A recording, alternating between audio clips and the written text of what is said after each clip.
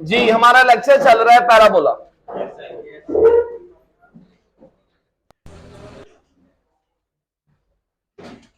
Parabola last time हमने इसका previous lecture में इंट्रोडक्शन पढ़ लिया था।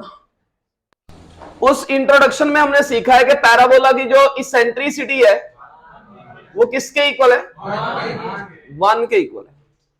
Eccentricity of parabola is equal to 1। अभी मैं एक स्टैंडर्ड कर्व ड्रॉ करने लगा हूं, पैराबोलिक कर्व। ये फर्ज करें हमारे पास प्लेन है, एक्स एक्सिस और वाई एक्सिस।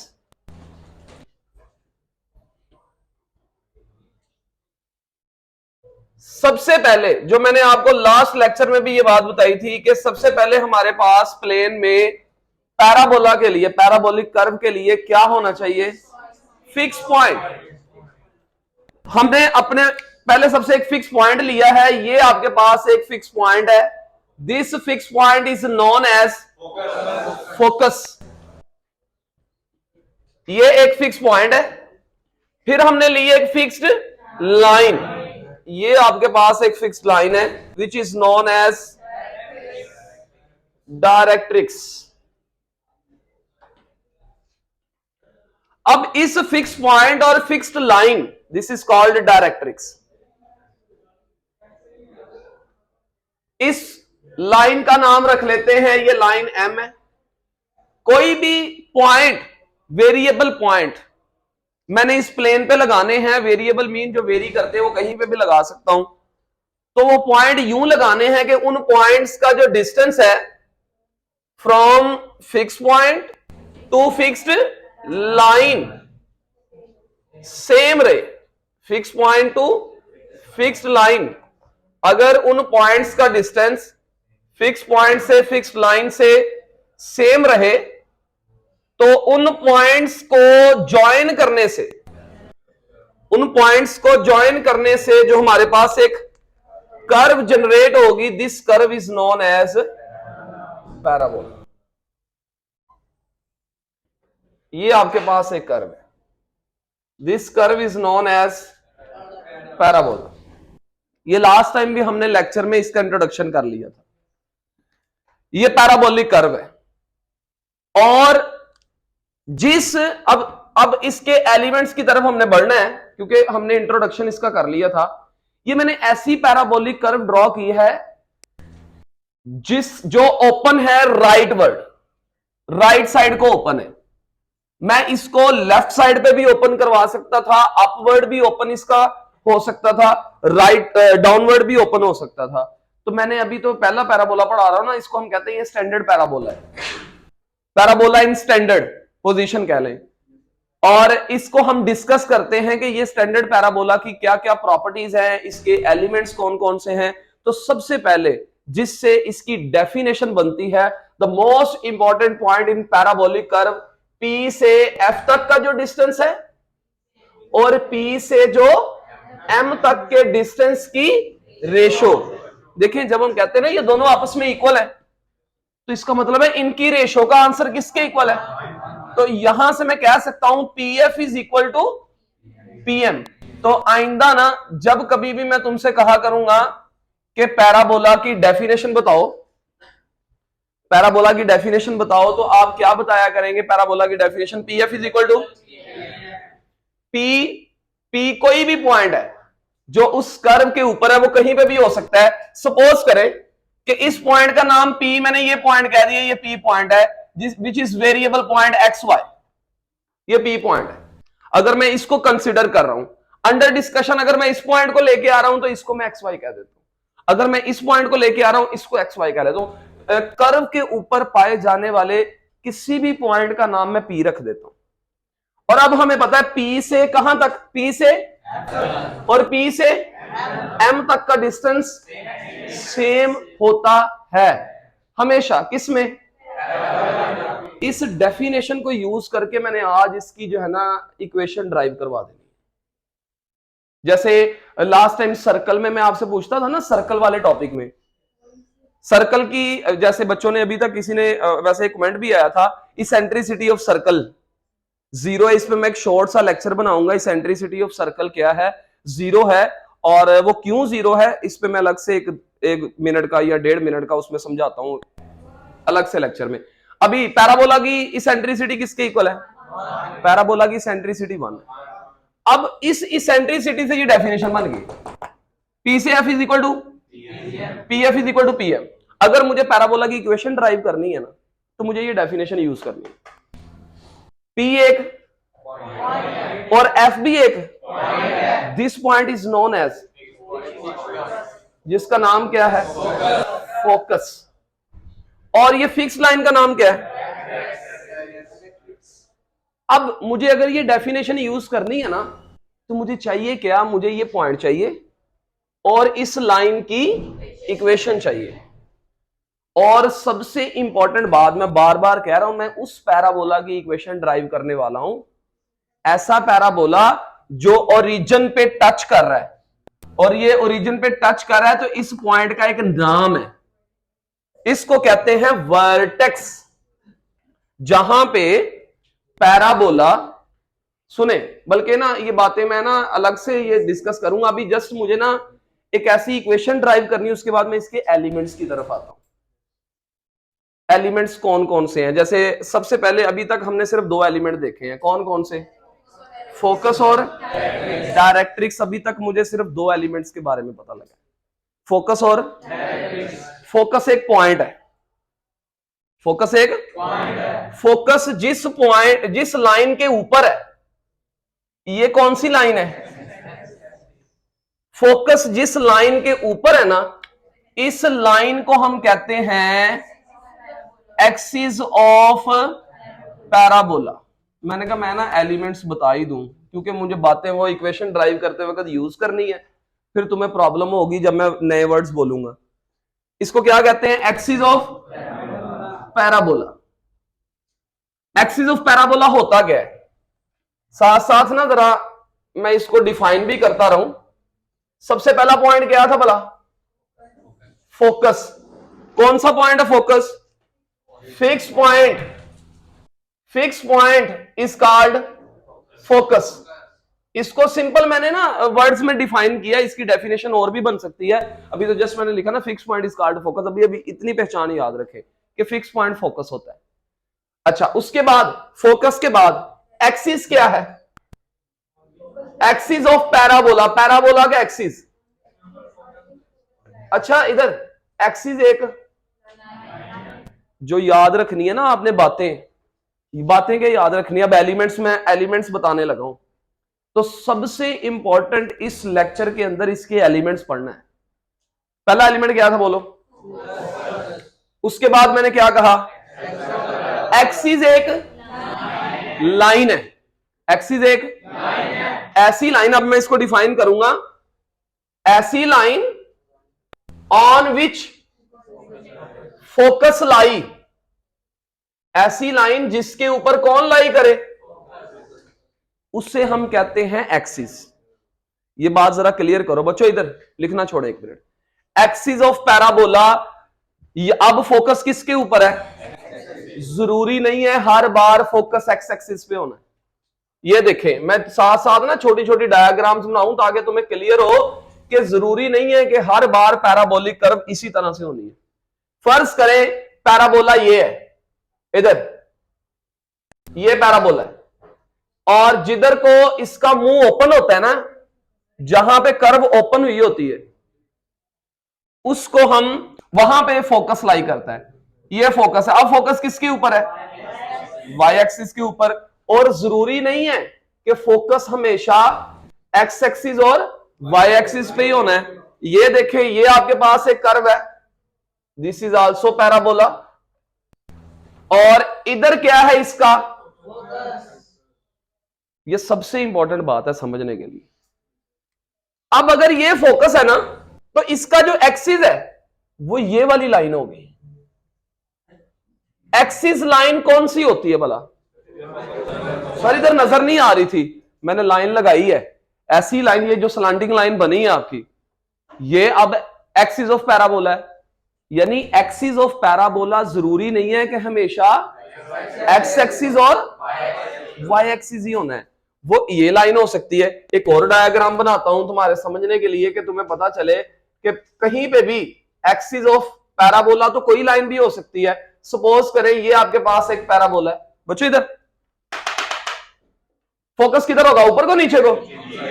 ये क्या है, सपोज करो ये क्या है, अब इसका एक्सिस किधर है, एक्सिस एक्सिस मुझे लगानी पड़ेगी इधर लाइन।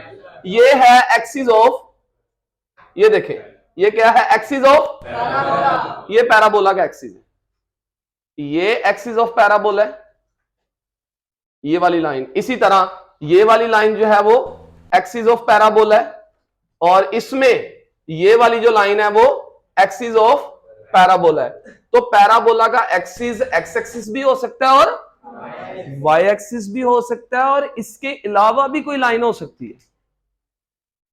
दोबारा अभी तक कौन कौन सा एलिमेंट, क्योंकि इस पूरे चैप्टर में जिस बच्चे को एलिमेंट्स याद हो गए ना, उसको ये चैप्टर का पैराबोला याद हो जाना है, क्वेश्चन भी हो जाने। सबसे पहले क्या था भला, फोकस कौन सा पॉइंट है, फिक्स पॉइंट। उसके बाद वो फिक्स पॉइंट जिस लाइन के ऊपर है उसे क्या कहते हैं, एक्सिस ऑफ। एक्सिस के जो परपेंडिकुलर लाइन होती है ना, लेकिन इससे पहले, बल्कि इससे पहले मुझे एक और चीज पढ़ानी है, सुनो। तीसरा एलिमेंट, तरतीब से चलते हैं। वर्टेक्स।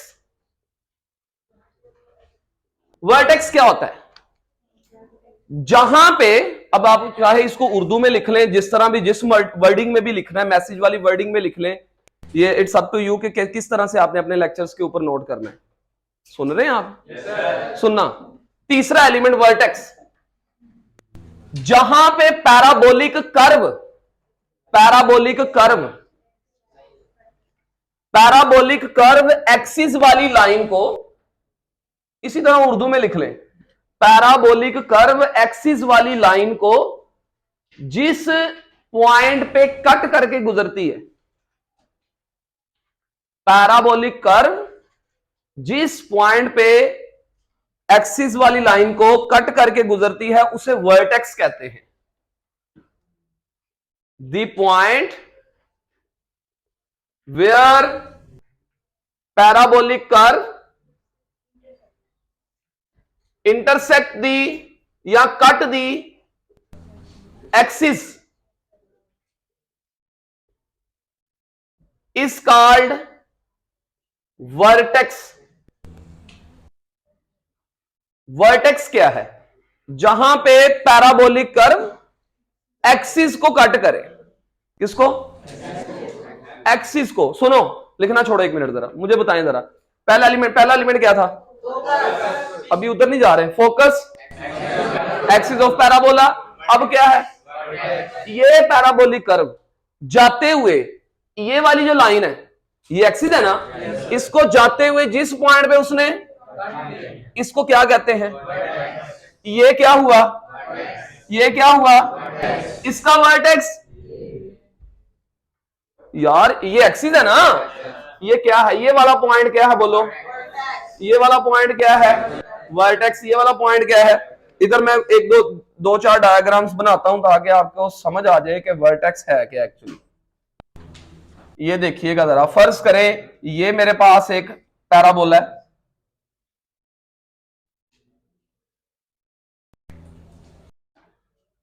इस तरह से हो सकता है पैराबोलिक कर्व।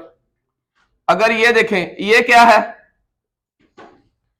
इधर इधर इधर, ये क्या है, ये क्या है, जरूरी नहीं है कि हर बार वर्टेक्स ओरिजिन पे होना है। अब आपको ना समझ आना शुरू होगी कि सबसे पहले मैंने एक ऐसा पैराबोला आपको पढ़ाया है जिसका वर्टेक्स, ये ऐसा पैराबोला है जिसका वर्टेक्स ओरिजिन पे, वर्टेक्स ओरिजिन पे हो भी सकता है, और अगर वर्टेक्स ओरिजिन पे है तो उसको मैंने नाम दे दिया स्टैंडर्ड पैराबोला। इसका वर्टेक्स ओरिजिन पे, भाई वर्टेक्स को मैं वी लिख लूं, वी फॉर वर्टेक्स। ये क्या है, फोकस, ये वर्टेक्स, ये क्या है, वर्टेक्स, ये क्या है, वर्टेक्स, ये क्या है, वर्टेक्स। इसी तरह एक और डायग्राम बना रहा हूं, लो जी, कितने एलिमेंट हो गए? 3 हो गए। ये देखिएगा जरा, फर्ज करें ये आपके पास पैराबोला है, फर्ज करें ये क्या है? अब वर्टेक्स तब तक नहीं आता जब तक, इधर सबसे पहले क्या होता है? फोकस से क्या मिलता है? फोकस से पास करवा दो लाइन, और एक्सिस, जहां पे एक्सिस पैराबोलिक कर्व एक्सिस को कट करे वो, ਇਹਦਾ मतलब इतने मैनू लाइन लानी पैनी, पहले एक लाइन लगानी पड़नी है। लो जी, ये मैं लाइन लगा रहा हूं, ये ब्लू लाइन लगा रहा हूं, ये हमारा एक्सिस है, और जाते हुए कर्व ने जहां पे एक्सिस को कट किया, ये क्या है? तो यहां से एक पॉइंट बड़ा इंपॉर्टेंट क्लियर होता है, इसको भी की पॉइंट बना लो कि फोकस और वर्टेक्स, बोलो फोकस और वर्टेक्स किस पे होते हैं? पैराबोला के एक्सिस पे होते हैं। कौन कौन? फोकस और वर्टेक्स कहां पे होते हैं? पैराबोला के एक्सिस पे। उसके बाद अगला element, next element, directrix. Directrix क्या होता है? डायरेक्ट्रिक्स एक, बच्चों इधर फिक्स लाइन, लाइन, ऐसी लाइन, ये सुन लें, अगर उर्दू लिखनी है तो लिख लें, ऐसी लाइन जो एक्सिस के परपेंडिकुलर हो और उसका जो डिस्टेंस है वो फोकस से वर्टेक्स और वर्टेक्स से डायरेक्ट्रिक्स आपस में बराबर होता है। यानी जितने, दोबारा सुने, कौन है डायरेक्ट्रिक्स? ऐसी लाइन जो एक्सिस के, पहले इस बात पे आओ, एक्सिस के परपेंडिकुलर हो, एक्सिस के परपेंडिकुलर हो, कहां पे लगेगा? यहां से शुरू करते हैं बात। ये देखिए, ये क्या है? एक्सिस ऑफ, इसके ये क्या है? परपेंडिकुलर है। और सबसे इंपॉर्टेंट बात, ये वाला डिस्टेंस और ये वाला डिस्टेंस आपस में बराबर है। यानी फोकस्ड टू वर्टेक्स जितने डिस्टेंस पे है ना, उतने ही डिस्टेंस पे आगे वर्टेक्स से डायरेक्ट्रिक्स होता है। ये नहीं समझ आई बात? या यूं कह लो, या यूं कह लो कि वर्टेक्स जो होता है ना, वो फोकस और डायरेक्ट्रिक्स वाली लाइन के मिड पे होता है। जी, किसके लिए? हाँ जी, definitely.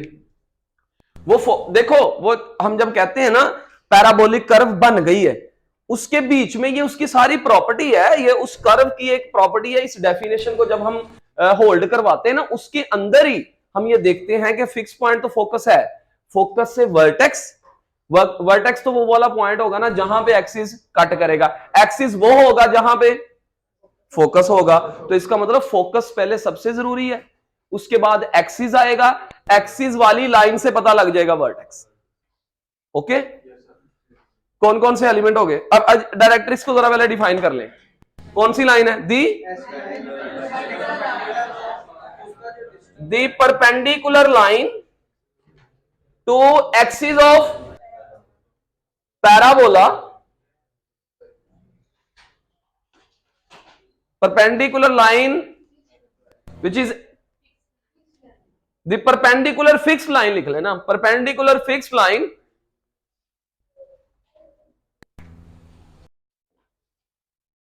perpendicular to the axis of parabola।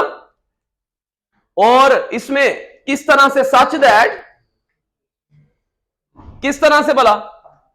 Focus to vertex distance, focus to vertex, focus to vertex distance is equal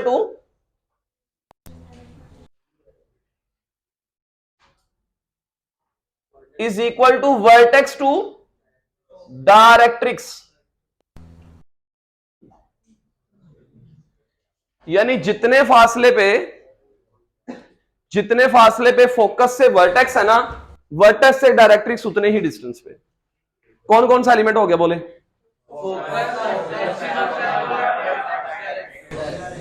जरा 1 मिनट दीजिएगा। फोकस क्या है? एक्सिस जहां जिसके ऊपर फोकस लाई करता है। वर्टेक्स जहां पे पैराबोलिक कर्व कट करती है। डायरेक्ट्रिक्स लगाने लगा हूं सारी एग्जांपल में। डायरेक्ट्रिक्स ये क्या है? इतने डिस्टेंस पे इसके ऑपोजिट साइड पे ये आपके पास रेड वाली लाइन क्या है? डायरेक्ट्रिक्स। और डायरेक्ट्रिक्स लाइन हमेशा कहां पे लगती है भला? ऑपोजिट साइड पे। जैसे यहां से यहां तक क्या है? फोकस। तो डायरेक्ट्रिक्स लाइन ये एक्सिस के परपेंडिकुलर, ये डायरेक्ट्रिक्स है। ये इस एग्जांपल की डायरेक्ट्रिक्स लाइन, इसका डायरेक्ट्रिक्स ऊपर की तरफ यहां पे, ये डायरेक्ट्रिक्स। इसी तरह अगर इस पैराबोला की बात करें तो इसका डायरेक्ट्रिक्स यहां से यहां तक इतने डिस्टेंस पे इसके ऑपोजिट साइड में ये directrix. This is called directrix of parabola. इसका डायरेक्ट्रिक्स ये इतने डिस्टेंस पे, ये वाला डिस्टेंस इसके ऑपोजिट साइड पे, ये डायरेक्ट्रिक्स। क्यों भी समझ आ गई है कि नहीं समझ आई? कौन कौन सा एलिमेंट हो गया?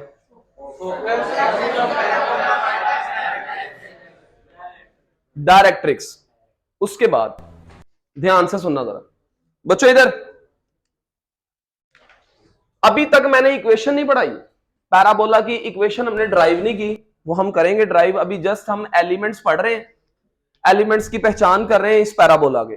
नेक्स्ट एलिमेंट क्या है इसकी, इसी की प्रॉपर्टी के अंदर, अगर मैं पैराबोलिक कर्व के कोई से भी दो पॉइंट्स को आपस में ज्वाइन करूं, पैराबोलिक कर्व के कोई से भी दो पॉइंट्स को आपस में ज्वाइन करूं, तो इस लाइन को हम क्या कहते हैं? कोड। और जिस तरह सर्कल की बाउंड्री के कोई से दो पॉइंट्स ज्वाइन करने से कोड नहीं आती, तो कोड क्या है भला? पैराबोलिक कर्व के कोई से दो पॉइंट्स को ज्वाइन करने से align segment code. Align segment join any two points of parabola. इसे क्या कहते हैं बच्चों? कोड। क्या कहते हैं? इसकी डायग्राम देख लो जरा इधर। ये आपके पास एक कोड है, फर्ज करें ये फोकस है, ये भी आपके पास कोड है, ये भी आपके पास कोड है। ये देखिएगा इधर भाई, इंपॉर्टेंट है पॉइंट, क्योंकि यहां से मैंने इक्वेशन की तरफ जाना है, इधर से एक बात निकलनी बड़ी इंपॉर्टेंट। ये भी आपके पास एक, ये सारी कोड्स हैं, लेकिन ये वाली जो कोड है ना, ये फोकस में से पास कर रही है, इसलिए इसका नाम क्या पड़ गया? ऐसी कोड जो फोकस में से पास करे वो फोकल कोड है।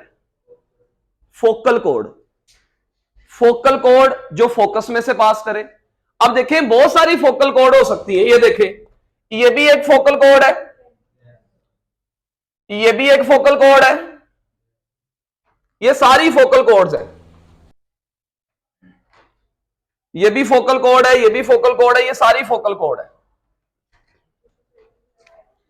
लेकिन ऐसी फोकल कोड, पहले फोकल कोड क्या होती है? सिंपल फोकल कोड को डिफाइन कर लें। A code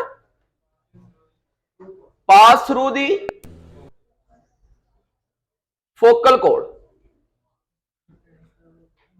a code pass through the focus is called focal code. अच्छा, ऐसी फोकल कोड जो फोकस में से तो पास करे डेफिनेटली वो फोकल कोड होगी, लास्ट पॉइंट। लेकिन वो एक्सिस के व्हाट इज दिस? ऐसी फोकल कोड जो इस एक्सिस के परपेंडिकुलर हो, लाइक दिस। इसकी डायग्राम अगर मैं बनाऊं तो ये देखिएगा जरा,